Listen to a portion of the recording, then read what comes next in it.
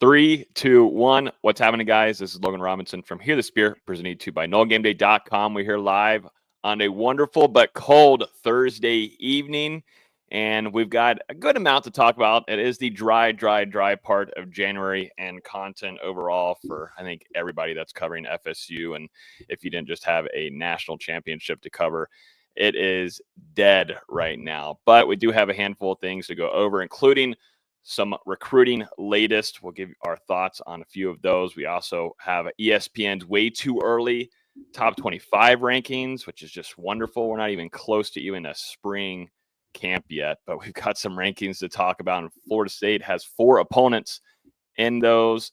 One of the top players, number 1 cornerback, is going to be visiting FSU this upcoming weekend. There's a lot of top 10 I would say, placements for FSU and some top recruits right now. We're going to go through a handful of those. And then we have a few topics to cover, including which FSU player will bounce back after a rough season last year. And then also, does FSU have a game changer on the defense? And does that need to change? We'll see. And then we're going to talk some basketball to round out the show, as VZ is not too pleased about what happened last night for Leonard Hamilton and the Seminoles. But with me this evening is VZ, our lead basketball writer, and then also to the far side of me, to the left, is Dustin Lewis. Or should I say right, I guess? Yeah, right. It's definitely the right. Far right. It's not, far right not the there. left. But but you're over there. How's the snow? It's crazy, man. I've never seen anything like this in Tallahassee. And I mean, even still today, it hasn't snowed or had any sleet come down since Tuesday night, Wednesday, late morning. And it's still, completely white out there. I was actually driving around earlier testing it out, and I mean, it's still everywhere. So we'll see how it goes. Testing out the snow? Testing out the ice, because I've almost busted my ass a couple of times taking Charlie around the neighborhood. Nice. Yeah, I was going to say it was fun seeing all across FSU's campus at Doak Campbell Stadium, and that kind of setting is unbelievable. Seeing some of the photos that are coming out, and then seeing some of the students or whoever's down there writing some awesome messages to the Florida fan base as well. Did you see what happened in College Town, like with the snowball fight, and then the police got involved and started firing off I don't know. Whatever they were shooting off. The first time we ever get to see snow, and yeah, it's not the first time. It snowed when I was in college there. It wasn't as much as y'all got. Not like this. Yeah, no, that was ridiculous. Mm-hmm. Yeah, that is pure snow up there, and it's cold enough because what is it? Still, it's low 30s there right now for you guys. Now going to get in the 20s. Now it's getting dark out, right? If that snow's going to stay out there for a couple more days. Last night it was like 28 degrees or something like that, and it's still hanging around the upper 30s. So, we'll see how long the ice lasts. It's actually starting to melt a little bit today, and now there's just water everywhere. Well, we're gonna need an update from you if you can give us the latest. I know you got us on Twitter, so make sure you're following Dustin down there at Dustin Lewis NG to give us. Should we turn him into a weatherman? We need to. It's dry January. We have nothing much going on. We need content. We need to keep the views up.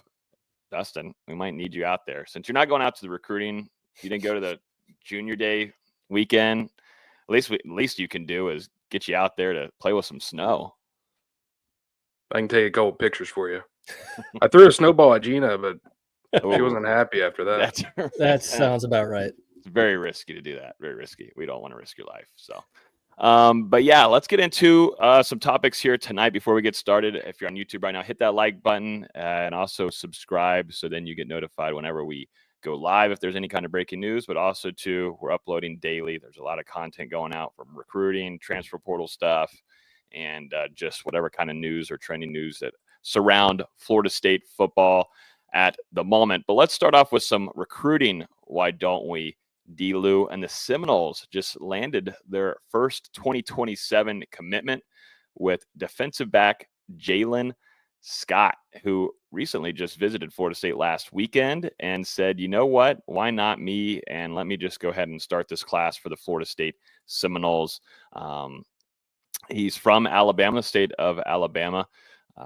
Also not currently ranked on 247 Sports. It's so early, but there have been some other schools that are involved with his recruitment, including Tennessee, UCF, and Marshall. He had 107 tackles last season, 2 tackles for loss, 4 interceptions, including a pick 6 that he brought back to the crib for 89 yards, 12 pass deflections, 1 forced fumble, and 1 fumble recovery. Also, 2 worked on the offensive side of the ball. We're starting to see that a whole ton. I mean, that it's usual sort of on the high school level, but I feel like, Travis Hunter kind of paving the way a lot for a lot of these versatile athletes to say, hey, I can give you options on both sides of the ball, but also contribute on the offensive side. He had 5 receptions for 100 yards and 1 touchdown this last season. Also had a 95-yard kickoff return. So this is a versatile athlete, and Florida State's very early on this commitment, but they get their first one in the 2027 class, D-Lou.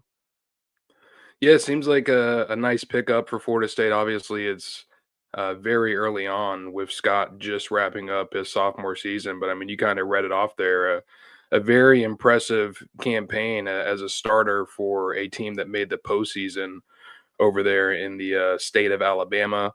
And, you're able to get one on the board here for Pat Surtain and Evan Cooper. Like you said, he was on campus for junior day and decided to go public with his commitment. And, yeah, you get a nice little start here to Tribe 27. And we'll see if Florida State continues to add to that a little bit over the offseason. You're already seeing that with this 2026 class with all the guys coming in the guys in the class, 6 verbal commitments at the moment, already being committed to Florida State coming into 2025. And I would imagine they're going to try and take the same approach in 2027 as well and try and get some early pledges.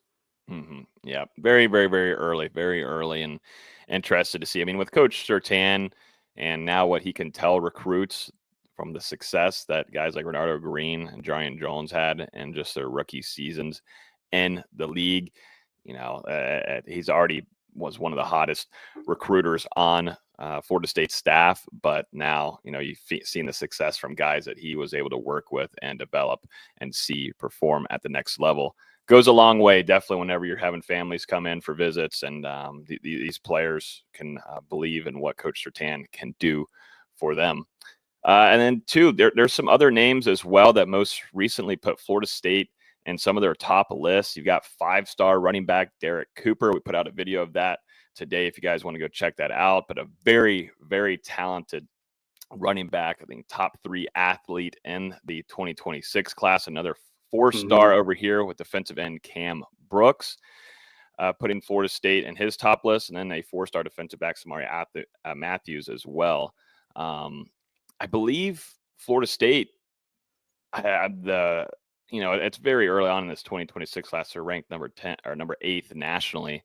But the Seminoles still, are able, after the season that they had, able to get some talent in and get a lot of the top talent and get the attention, and Florida State putting themselves in some good spots to compete. But there's a lot of big teams, though, that they are having to go into battle with. And now with the NIL game and everything, it's you got to take that extra step. And there's a lot to do, and you got to be very careful on who you're going after and making sure not only does it fit your depth and your personnel, but also to your budget.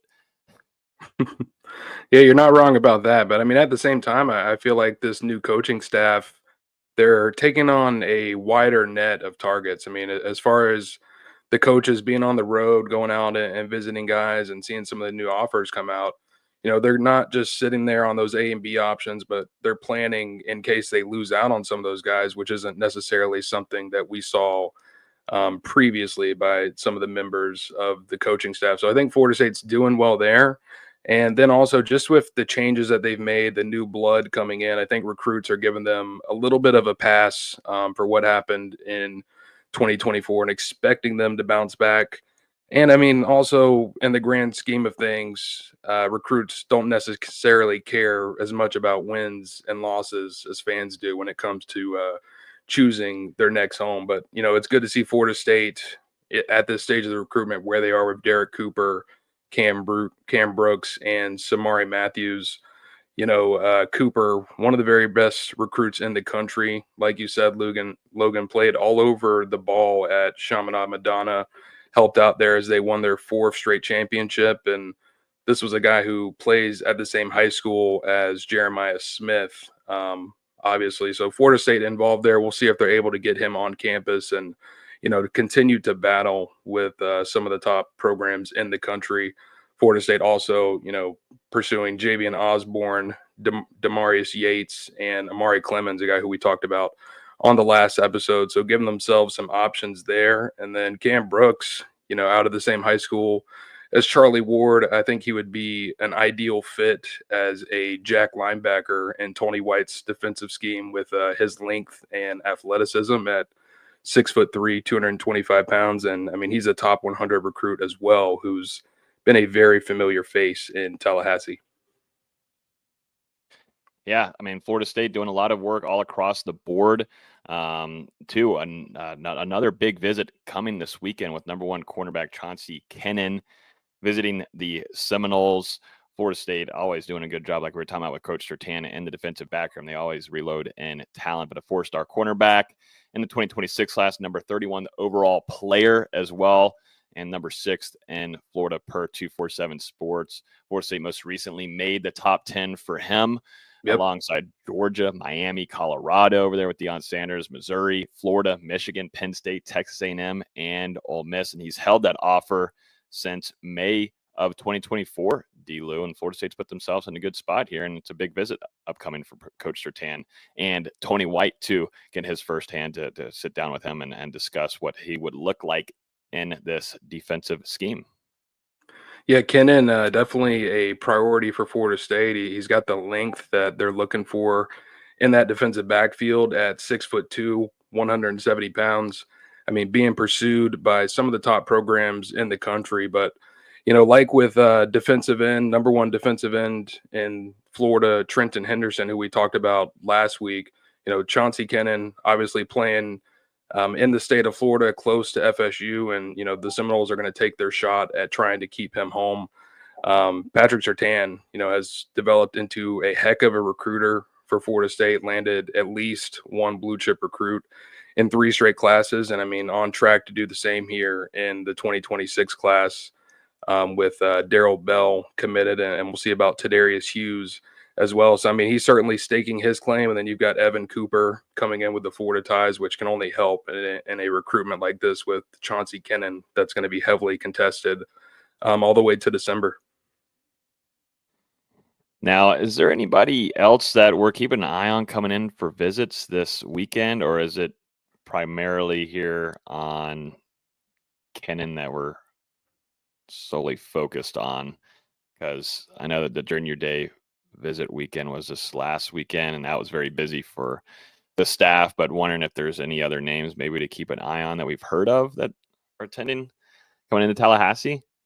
Yeah, still looking around at the moment. It seems like Florida State, they're going to be holding another Junior Day this upcoming Saturday, and then also the following weekend, the first couple days of February, and I think after that, a dead period begins. So, I mean, still looking around for some names at the moment, but right now, Chauncey Kennan, yeah, definitely going to be one of, if not the top prospect in attendance this weekend, and certainly one that Florida State wants to take their shot at. Absolutely. Let's jump over to another quick hitter here, and this one is off the field and maybe a name that we won't talk a whole ton of at all, except for this one podcast alone, and this is the hiring of Josh Turner. Michael Alford making this hiring due to a lot of changes happening solely here in Florida State and replacing who was previously owning this gig. This was Ross Cobb, who has held the role since 2019, but Josh Turner's coming in as the Deputy Athletic Director and Chief Financial Officer for Florida State. With everything changing in the college football landscape all across the board, I couldn't even imagine how many things that they have to deal with on a daily basis, and definitely too with the revenue sharing coming up. There's a lot to do, and having personnel on the back end to be able to manage and help these things, and also to build for the future ahead, because NIL, a lot of this stuff is changing very rapidly. If we think about it, just going back to whenever the NIL game began, you were seeing collectives pop up left and right, and now there's solely just a few of them left, at least integrated for Florida State. But that's just because things are changing so fast, man. And but Josh Turner is a hire here. He came from Georgia Southern. as well as spending some time with Miami, where he was the assistant athletics director of business operations. He actually managed a $164 million operating budget.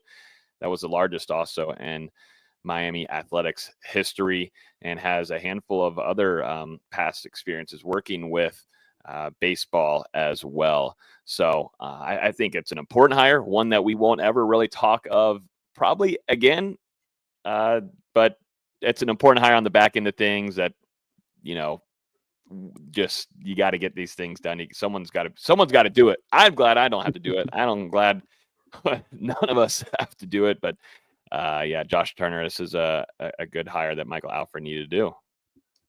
Yeah, it brings that impact behind the scenes that maybe you don't necessarily see, but things are getting taken care of in the background. And I think this is a nice move for Florida State. Like you said, they're not creating a new position here. They're replacing an outgoing member of the front office, and Josh Turner, certainly going to be helpful along with the rest of the personnel up there, including Michael Alford, with the way things are shifting this offseason. Going to have the $20.5 million revenue sharing cap that is expected to rise by about 4% or so each year. So this is certainly a new age of college athletics, and Florida State doing a good job of putting themselves ahead of the curve and getting ready for what's to come, because it's going to be a lot different from what they navigated through previously.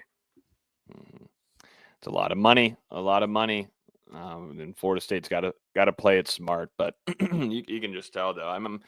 We're really going to be able to tell more once we're on hand around the program, more once spring camp opens up and seeing all the different changes, and of course the coaching staff. But just to off the field, and you usually find out who's that, and got to ask around FSU and ask them who's been brought on and stuff. But Florida State is always trying to add some staff off the field to take care of some of the things that need to be taken care of the most. And money related, have fun with that. I want nothing to do with it, definitely, with how much stuff is changing every year at this rate. Let's go over to ESPN's way too early rankings, baby. We are in January 23rd, man. We're talking about CFOs. We're talking about effing college football rankings in January. This is the dead period, but we're still here to give you a show. You got to give us some respect for that. It is so dry. But here we are. Matt Schlabach from ESPN put out his way too early rankings. Florida State, just giving you a heads up there. We're not in this. Were they snubbed again? Were they snubbed again, fellas? No. Not in my opinion. Not in your opinion. But yeah, Florida State has 4 opponents in here, including Alabama. That's ranked at number 12. That is their season opener in Doak Campbell Stadium. Also, Clemson's in here ranked at number 7, the highest ranked in the way too early rankings. And then the Florida Gators are at number 18. And then over there at the bottom is Miami at number 23. Y'all's thoughts on these rankings here? And they seem pretty accurate on January 23rd, gentlemen. I find it really hard to care. Really hard. Hey, we put out an article on it. I did a video on it. There's nothing else to talk about. This is what did you say in the video? Dude, I talked a lot about last season and the teams. I talked about DJ Lagway in Florida. I talked about Carson Beck in Georgia. And then Miami. Discussed. Not Georgia. You bought him at Georgia, coming from Georgia to Miami. And then also to Alabama, their quarterback question, because they have a question going into the season opener against FSU. And then outside of that, Clemson is Dabo Swinney, and he's toying around with the transfer portal finally. That's about all I had, though. They got Klubnik coming back. Yeah. So I think that's probably a big reason that they're up there in the top 10. And that receiving core that's been really young is just going to be a year older and a year better next year. Yeah, and Alabama, obviously the quarterback questions, but they're still a very talented roster. That one feels more like projection than anything. I think UF, you can argue, since how they were able to navigate such a difficult schedule in 2024, still be able to make it to the postseason. And like we talked about last weekend when discussing the quarterback ranking across the Sunshine State, if he makes that leap like he should, he could be one of the premier players in college football. And then Miami, I think a lot of that is projection as well, because you don't know how Carson Beck's going to come back from that injury. Shifting to a new defensive coordinator, so maybe they find some success on that side of the ball where they struggled immensely in 2024. But I mean, again, it's January. We got to see how things go after the spring. I think around that May timeline, that's maybe when I'll start, taking some of these rankings into I don't know, better account. To me, top 25 doesn't even matter until October, because even like preseason rankings come out and you're like, we don't know anything. We haven't seen any football yet. Let's see these teams on the field. I do agree that Miami and Florida seem like a little bit of projection more than anything. I have a hard time buying into Billy Napier being a coach of a top 25 team. I just don't think he's that caliber of a coach. But I don't know. I guess we'll find out. Mm-hmm. What are y'all's thoughts on? Did y'all on Monday night? So we have a national champion. It's Ohio State, and it was against Notre Dame. I think it's just because of NFL and the playoffs and everything, but I kind of forgot. Holy smokes, we have a national championship on Monday. When I woke up, I was like, "Oh, there's a national championship happening." Yeah, there was a lot going on that day, between the inauguration and, for me, the Celtics were actually playing the Warriors. That took a little bit of precedence over the college football game, but I watched it. Yeah, it was kind of the same thing for me, because the Mavs played the Hornets here in Charlotte that same day, and then I'm looking later, I'm like, oh yeah, the national championships tonight. They did such a poor job marketing it, I think, first and foremost, that everyone kind of just forgot about it, and we're at the conference championships in the NFL. Like, God forbid that there's a national championship in the middle of the NFL playoffs, but it's like we've talked about kind of with the recruiting timelines and the transfer portal timelines. They got to find a way to shorten this schedule up a little bit. The college football season going into the end of January just really makes no sense for any party. And whether that's starting college football the third week of August so that everything can be done by the end of December, I think would be fine. I do agree with that, because you get to a point where college football and the NFL are just kind of battling for scheduling, and also, I mean, viewership as well. You're kind of stretching the audiences a little bit thin. So got to figure something out here. If we can end the national championship maybe by January 15th at the latest, but I mean, even that, it's too late. Even that's a little bit, it's a little bit too far in the calendar, when I mean, previously it was the first week of January, the first couple of days of the new year. So, I mean, at a certain point, we got to remember that this is college football. I mean, throwing 17 games on these guys, and some of them already back in spring practice. It's insane. And also, do we need, like, even just some things that could shorten it up here and there? Do we need 2 weeks between the conference championship games and the first college football playoff games? Like, can't we shorten that up a little bit? I think all of this can be condensed a little bit to where you're not stressing the athletes too much and still getting out of there by January 1st, because January 1st has always been college football's day. I mean, going back as long as we can remember, that's been for college football. Now going into the end of January, it really makes no sense. It would help the transfer portal schedule out, because obviously we've seen, what Florida State dealt with last year in the Orange Bowl, where guys are hitting the portal and they've got like 20 players out on the field. So there could be so much better done with not just college football, but college athletics in general. But the NCAA is running around with their head cut offs for the last half decade. Yeah, so a lot of things need to change schedule wise, and you've got week 0 now in college football. If you're gonna move that to week 1, if that's going to be the case, and then start off there and make it to where it's shorter, but the college football playoff is just that extends way too far. And for NFL, I mean, I hate to say it, definitely, at least, when we're covering Florida State and they had the season that they did last year, I mean, a lot of my interest goes to the NFL anyways, but it's the NFL. It's the top sport in our country, and all eyes are going to go there no matter what. And happens to be that there's some great matchups happening the last few weeks, and I just haven't really cared a whole ton about college football. I'll put it on, but I kind of forget it's on, and I forget who the opponents are. Like I think the biggest thing was, like, I bought into the storylines of these games that are happening in the college football slate, but I don't really care because there's just so many of them, and some of them are ass whoopings early on. Didn't really matter, but at some point, it's like, I don't really care too much. You also got to quit playing the national championship on a Monday night. Put it on a weekend, please. It helped that it was at 7:30. I'll give them that. They did a Yeah, good but job of that. even then, it was still 11 o'clock, 10:45 before it was over. Especially because they didn't actually kick off until 7:50. That Mhm. was aggravating. But it's like Yeah. this doesn't need to be on a Monday night. I think also having to battle the inauguration the entire day and all that kind of all eyes going to that too as well distracted what was the national championship, and also two teams that also not a lot of people like across the country. So kind of probably all added into it, all those variables. But I thought I'd ask you guys because I just felt when I woke up Monday, I was like, oh, cool, got a national championship to watch, but I wasn't really crazy invested into it. I got a question for you guys here, and we've got two topics I want to bring up to you. And this one will start off with number one. And I think this is a good question because there's got to be a lot of bounce back. But to you guys, which FSU player will bounce back the most after a rough 2024 season? And I think all across, offensively and defensively, we did see some lesser play from some players, some that we saw the year prior that we expected to take a big jump and jump into some starting roles and playing at a different caliber, certainly than what we thought or what we saw in 2024. But to you guys, and this is just one player, it's not offensively and defensively. If you have an honorable mention, feel free to throw it in there afterward. But to you guys, which player is it?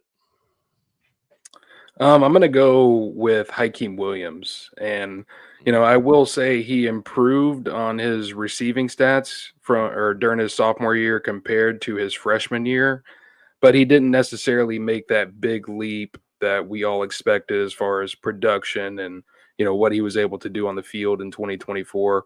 And I think a lot of it was just due to the tough start that he got out to. Obviously he was making some really nice strides over the offseason, especially in preseason camp, really starting to come together. And then, a couple weeks before FSU's first game, suffered a hamstring injury that sidelined him for a pretty big period of time. Those are really tough to come back from. And then it felt like after that, he was just never able to get into a consistent rhythm. And, you couple that with Florida State's lack of passing attack and, the struggling protection up front. You just never really got to see the progress that you were hoping to going into the 2024 season. And I think he's someone with this revamped system that Florida State's going to be running and what they're doing along the offensive line as well, bring in Thomas Castellanos. I think he's someone that you finally start to see that surge in year 3 in Tallahassee. It's going to be a critical offseason for him during the tour of duty. And then obviously, hit the spring running under new wide receivers coach, Tim Harris Jr. Yeah, there's a few names you could go with. I thought about Hakeem Williams, but I'm kind of just not really sold on him. I wasn't that sold on him as a recruit, but that's not really saying anything. You could go to Shaheem Brown, who we talked about a couple weeks ago, where I kind of lambasted the safety position. Just I didn't like anybody in that room, and you would hope he could possibly bounce back. I'll go with Blake Nicholson, though, a guy who had some burn last year, but by the end, he was getting passed up by Juice Cryer and some of these other guys in that room before Cryer got hurt. Even Omar Graham was seeing more snaps than him by the end. I think he's just a guy that has good instincts and good speed for a linebacker, but just wasn't getting developed probably the right way and didn't have a great scheme around him. There's not really many guys that are in line for starting positions next year, across the roster that was still on this team last year. There's a lot of competition up in the air, and I feel like Nicholson, at the very least, will be in the thick of that, even if he's not starting immediately.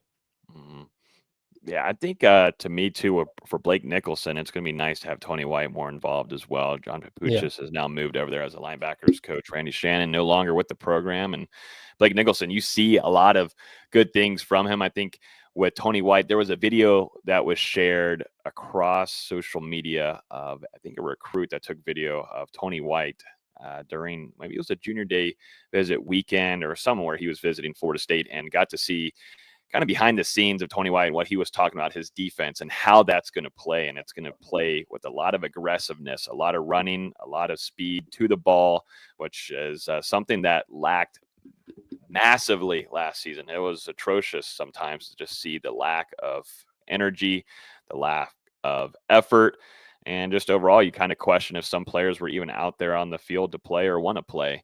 To me, I'm going to pick one, and you brought it up. It's Shyheim Brown. I think this is a player that has just such good raw talent that I don't know what happened last year. I think there's a lot of things that we found out that he had to deal with off the field as well, and it kind of spread as a disease. I feel like across the whole team. You could kind of go with Hakeem Williams as well. He was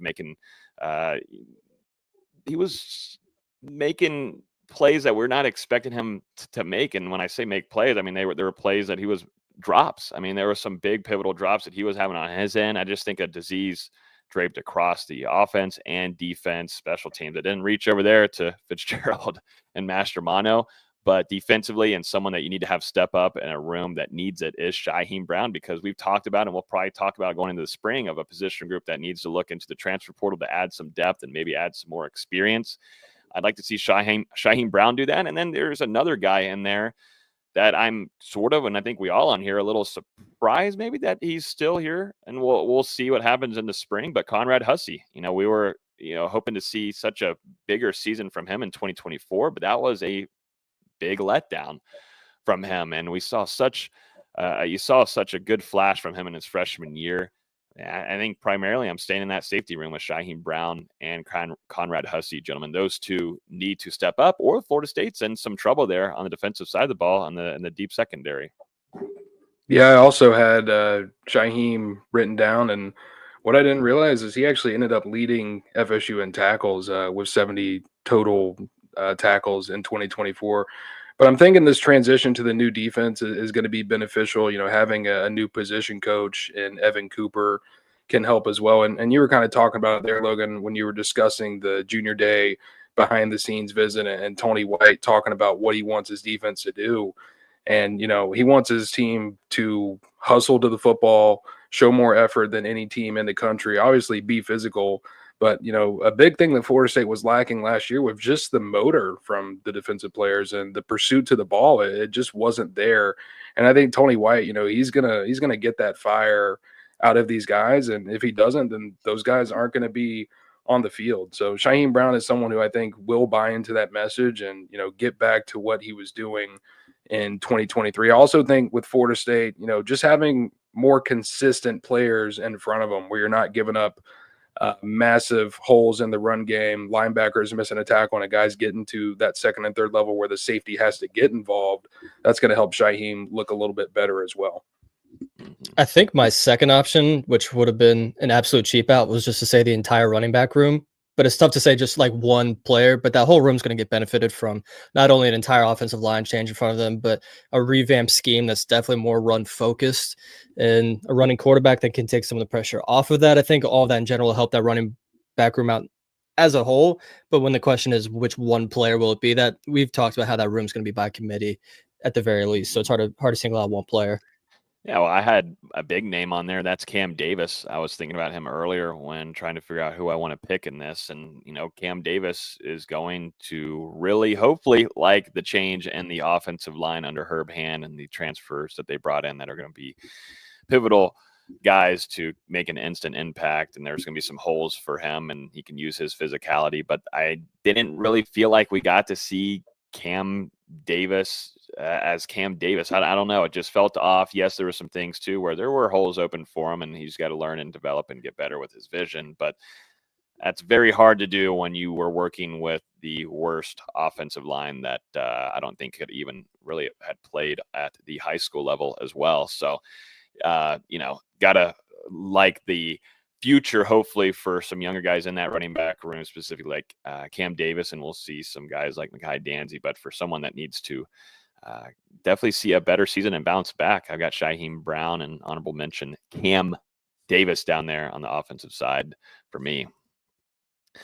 Let's jump over to another one here.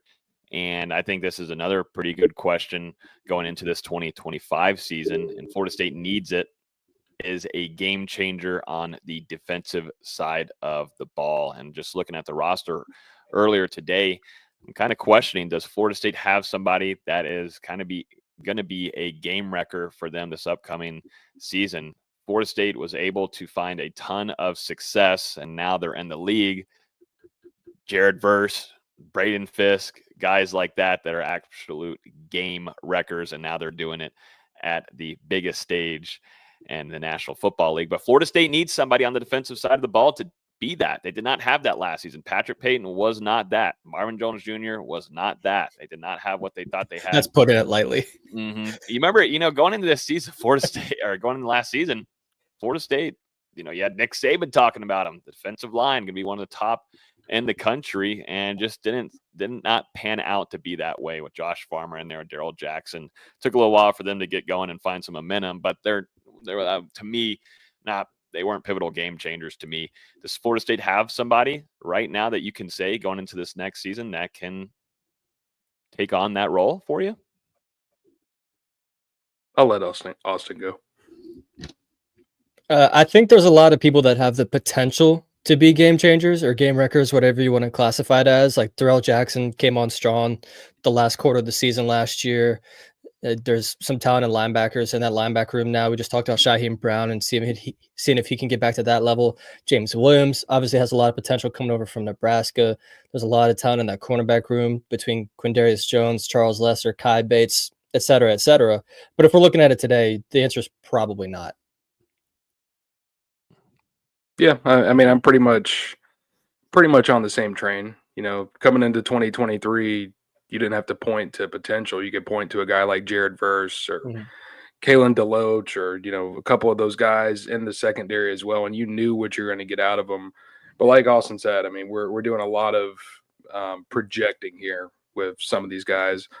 Jackson, maybe he can reach that new level under a new defensive line coach and Terrence Knighton, and having that voice, and like we talked about with Tony White, and wanting to get the motor and the energy back from these guys, maybe that will get him finally to reach those heights. But who knows? And you got the linebackers, Stephon Thompson and Elijah Herring, especially Thompson having that previous experience in Tony White's defense, and he had some very successful years during his career at Syracuse. James Williams, that could be the big one. And, we keep talking about him just because of that experience in Nebraska, his numbers as a pass rusher. And you're thinking if he gets more snaps, he's only going to continue to produce more. But at the end of the day, that's a projection as well.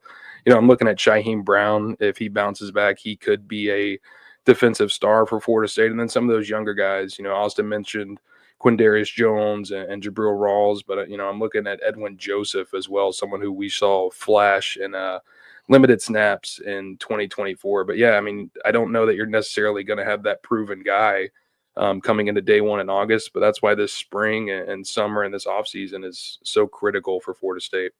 I think game changer wise, I always feel like it's on the defensive line, just getting to the quarterback or wreaking havoc, and it had to be someone like Darrell Jackson. It'd have to be someone that can get to the backfield and be an absolute menace and cause problems for an offense whenever an offensive coordinator is planning ahead on a week-to-week basis. When they're facing FSU on that Saturday, they have to put a circle around this guy. And you would hope, I would think, if I'm going that route and staying in the line, it'd have to be Darrell Jackson. I'm really interested to see how he works and develops with Terrence Knighton, where Terrence Knighton has found success developing guys. And, James Williams, like you are mentioning, coming from Nebraska, he's going to see a bigger role as well that he had previously at his old stomping grounds under Tony White. We're going to see him in a lot of 3-down packages, and I think he's got to get to the quarterback, and maybe he can be that. But right now, I don't think Florida State has a game changer. You can't say that Florida State's bringing back a game. You can't really say much about last season, but you can't say that Florida State has a defensive player that is a game wrecker right now. And I think that's a massive question for me going into this upcoming season. But that's, like Dustin said, that's why we have a camp coming up, and we can start evaluating and seeing who wants to step up and take those next steps. And also, too, really get a good feel of who Tony White specifically feels like fits this defense best and has the effort, has the drive to want to go and get after it, because that was a complete fall off from last season under Adam Fuller. Yeah, I think that's going to be the biggest thing, because a lot of these guys who are coming back to Florida State who played a certain way in a different defensive scheme, they might be asked to do things differently under Tony White, and it's going to be interesting to see the adjustments that are made, and if certain guys are in different positions, if they begin to blossom or play better. So it's a big offseason for Florida State, especially on that defensive side of the ball. And we'll see what they're able to do during the tour of duty and spring practice. And I think a lot of the guys they made a point of going after were guys that were floor raisers in their respective rooms, not as much ceiling raisers. There's talent on this team if they can be developed, and they needed someone that can, or they needed people that could kind of fill in those gaps for the next year or two while those guys get developed. And it's not necessarily a bad thing that they don't have game changers. They have a lot of really solid players all over the defense. Mm-hmm. And for a game changer, it can definitely happen in the secondary as well, too. Something that needs to get better is taking the ball away in that defensive back room and getting interceptions. That's something that Florida State, I feel like, has lacked and have got to get better at. And Coach Sertan feels highly about some of that younger talent that's in there, but they've got to find a guy that they're hoping can be like Quindarius Jones, someone that has that energy, that drive, that effort, that that grittiness that you think of when you think of a Florida State defensive back or a lockdown corner. And, that's something that they need on that side of the ball and to find success, because I think you're finding you have a potential. Maybe I'll bring the question up next week on, the offensive side of the ball that can be an absolute game changer for you. I think you have some guys there. Just defensively, there are a handful of question marks on these players that could be, and projecting could be, those records just don't have it at the moment, and we're going to have to see who wants to step up to the plate and be that for Florida State this upcoming season. All right, VZ, what the heck's going on with FSU basketball, man? Well, what just happened? You were talking to us last week and taking us through the schedule, saying this is a pretty fair schedule ahead. The Seminoles should be able to come away with some wins and start racking them up. And then they lose to Cal last night, 77-68. But they're now 13-6 on the season. But if I'm correct, the ACC isn't having the most phenomenal year, and it's going to be hard to get one of those quadrant one wins. Did I get that right? You did. Damn. Okay, I'm improving. It took me a couple years, but I'm getting it. I'm getting it now. But yeah, what's going on? What just happened, man? What happened to Leonard Hamilton? Last night they just stunk. There's no other way to describe that performance. They weren't getting back in transition. They were getting beat off the dribble, especially in the first half. I feel like it kind of got fixed in the second half, but not enough. They got absolutely destroyed on offensive rebounding. Jameer Watkins and Malik Ewan dealt with foul trouble at the worst part in the game, where they both picked up 4 fouls with 13, 14 minutes to go, I want to say. And Chandler Jackson was already missing for the game, who's dealing with an upper leg injury. It doesn't seem to be too serious, but definitely did go down against Georgia Tech. He might play Saturday against Stanford. We'll have to see. But just a bad effort, bad showing all around. They couldn't shoot the 3 at all. I think I deleted. Oh, wait, no, I did leave it up. They only shot 3 of 15 from 3-point range. Just a bad showing, completely all the way around. No two ways about it. And while it's only a quad 2 loss, it doesn't kill you, but it's certainly not great. And Florida State's definitely got to pick it up these next few games if they want to potentially work themselves back on the bubble. Saturday is going to be a tough test against Stanford. They have, in my opinion, the best player in the conference with Maxime Reynaud, who's just this unbelievable 7-foot stretch big. He's probably going to tear Florida State alive. But if they can keep everybody else down, maybe Florida State can get out of this West Coast trip with at least a split. Would definitely be interesting to lose to Cal and then beat Stanford. I would have expected the other way around, if anything. But Florida State's got to do something to make up for this loss, because it's certainly not a good one. Yeah, it was just sloppy. Definitely didn't play with the same composure that we saw in the victory against Pittsburgh, and then obviously Georgia Tech as well. I wonder if Chandler Jackson being out, one of the primary ball handlers, affected anything for Florida State. But then on the defensive end, offensive rebound after offensive rebound. Cal, to their credit, made some absolutely ridiculous shots, and especially early. They had a few layups from how did Taylor Bowen not block that? It was a tough one for Florida State, because I thought going into that one that they could pull this one out and maybe take down Stanford as well, but they're going to need something. We'll see if, like you said, Chandler Jackson's able to get back in the lineup, and it's going to be big for Jameer Watkins and Malik Ewan to stay out of foul trouble because they've been picking them up lately. Yeah, they've been really dealing with it through ACC play. It's something they've got to fix, and because they're very clearly Florida State's best players and arguably 2 of the 10 best players in the ACC when they're on the floor. I mean, Ewan's really is a special talent, and Watkins comes and goes. I think he shot 7 of 20 last night off the top of my head, but it's just when those two are in the game, there's just no offense. We like what Daquan Davis can be. Jerry Dane's a good shooter, but there's not really a lot of people creating for themselves, especially when Chandler Jackson's out, as you mentioned, as a secondary ball handler, but especially on the other end, he's probably their best perimeter defender, and that mattered a lot last night when Cal's guards were just killing Florida State off the dribble. Hopefully they can get some of these things corrected because Saturday's not going to be an easy test. I mean, Stanford just went into Chapel Hill and beat Carolina on the road last week. So it's going to be a tough challenge. Yep. Got to see a bounce back. Come on, Leonard. Come on. I was still right there on that bubble, though.